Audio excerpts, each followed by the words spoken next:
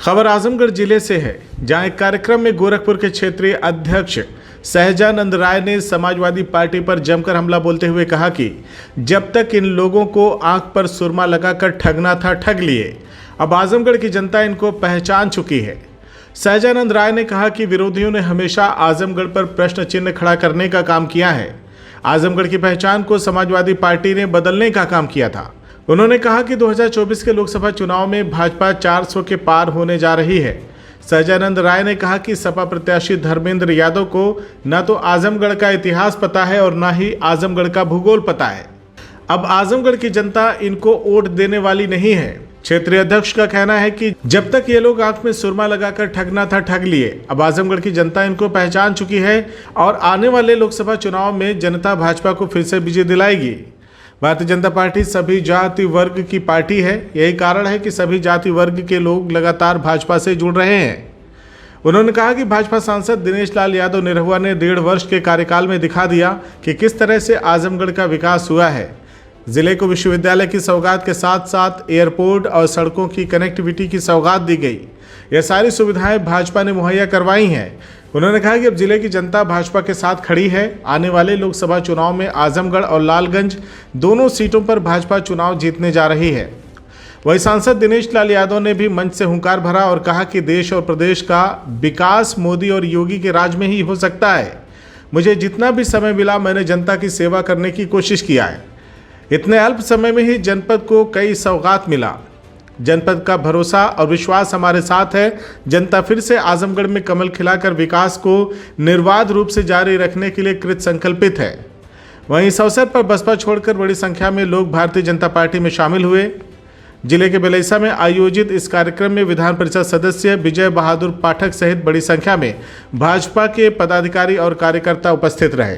देखिए, ये आम चुनाव भारतीय जनता पार्टी, हमारे जो प्रधानमंत्री जी ने कहा है कि 400 पार, उस 400 पार तो हो रहा है और हमारे विरोधी या विपक्षी सदैव आजमगढ़ पे प्रश्न खड़ा करते हैं। और मैं समझता हूं कि जितनी बड़ी ताकत के रूप में आज अभी देखिए सुशील सिंह जी, रामाश्रय राय जी और तमाम बहुतेरे साथी जो समाजवादी पार्टी, बहुजन समाजवादी पार्टी में रहे हैं, उन लोगों ने छोड़ करके आज भारतीय जनता पार्टी की सदस्यता ग्रहण की है। और मुझे लगता है कुछ 400 पार में आजमगढ़ की भी दोनों सीट जीत करके हम लोग उसमें समाहित करेंगे। और मुझे विश्वास है कि आजमगढ़ की जो पहचान थी ऋषियों की, महर्षियों की, मनीषियों की, उस पहचान को आजमगढ़ में समाजवादी पार्टी ने बदलने का काम किया था। आज भारतीय जनता पार्टी की सरकार, माननीय नरेंद्र मोदी जी के, उत्तर प्रदेश में पूज्य योगी आदित्यनाथ जी की सरकार, आजमगढ़ की पहचान उन मनीषियों से, उन साहित्यकारों से और विशेष तौर पे आजमगढ़ के विकास के रूप में वो पहचान को उन्होंने बदला है, जिसको आजमगढ़ की जनता अभी जानती है। और आगे आने वाले चुनाव में आजमगढ़ की जनता भारतीय जनता पार्टी के साथ खड़ी है। हमारे इस जनपद की दोनों सीट, आजमगढ़ और लालगंज, दोनों जीत करके माननीय नरेंद्र मोदी जी की झोली में हम सब डालेंगे। यहाँ का एक एक कार्यकर्ता तैयार है। अभी जितनी बड़ी संख्या में आप सब लोगों ने देखा है, गांव-गांव में आंधी चली है। इस बार मोदी सरकार। आजमगढ़ समाजवादी पार्टी का गढ़ कहा जाता है, इस गढ़ को भारतीय जनता पार्टी कैसे? ये केवल मीडिया का प्रोपेगेंडा है। आजमगढ़ में केवल समाजवादी पार्टी ही नहीं रहती, यहाँ ऐसे भी राष्ट्रभक्त हैं, देशभक्त हैं, जिन लोगों ने अभी उपचुनाव में दिखाया है यहाँ भारतीय जनता पार्टी की सरकार है। और उस डेढ़ साल में हमारे सांसद ने जो विकास का एक नया पैमाना खींचा है, संगीत महाविद्यालय हुआ, लंबे आजादी से लेकर यहाँ विश्वविद्यालय की मांग थी, किसने पूरा किया? भारतीय जनता पार्टी ने पूरा किया। ये आजमगढ़ को कनेक्टिविटी जोड़ा किसने? भारतीय जनता पार्टी ने जोड़ा। आज आजमगढ़ से चारों तरफ जाने के लिए कभी बनारस जाना है तो 4 घंटा, गोरखपुर जाना है 4 घंटा, लखनऊ जाना है तो 8 घंटा। आज आजमगढ़ के लोग लखनऊ 3 घंटे में, 1.5 घंटे में बनारस, 1.5 घंटे में गोरखपुर, 30 मिनट में मऊ, 1 घंटे में बलिया। ये अगर सुविधा किसी ने मुहैया कराया तो भारतीय जनता पार्टी की सरकार ने कराया।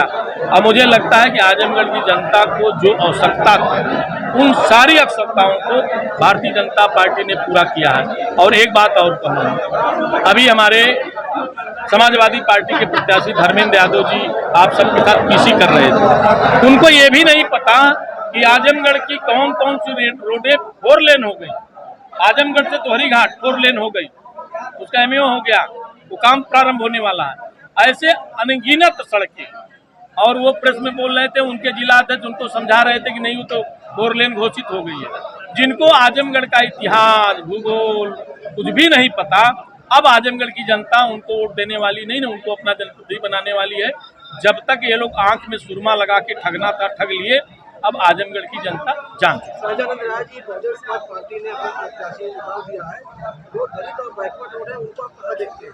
देखो भैया, ये भारतीय जनता पार्टी न अगड़ों की है, न पिछड़ों की है, न दलित की है, न भारतीय जनता पार्टी सभी समाज की पार्टी है। और आज भारतीय जनता पार्टी में सभी वर्ग जाति समूह के लोग वो काम करते हैं, और काम करने के कारण हमारे लिए ये लोगों का मुद्दा हो सकता है कि ये अगड़ा वहाँ चला गया, पिछड़ा वहाँ चला गया। भारतीय जनता पार्टी की इतनी बड़ी फौज है कि सभी जाति समुदाय के लोग भारतीय जनता पार्टी माननीय मोदी जी के साथ, माननीय योगी जी के साथ अब सब लोग खड़े हैं। अब आगे आने वाले इस चुनाव में आप देखिएगा कि भारतीय जनता पार्टी चुनाव जीतेगी। CIB इंडिया न्यूज की सभी खबरों को देखने के लिए लाल रंग की बटन को दबाकर चैनल को सब्सक्राइब जरूर करें, घंटी जरूर दबाएं ताकि हमारी सभी खबरों के नोटिफिकेशंस आप तक पहुंचते रहें।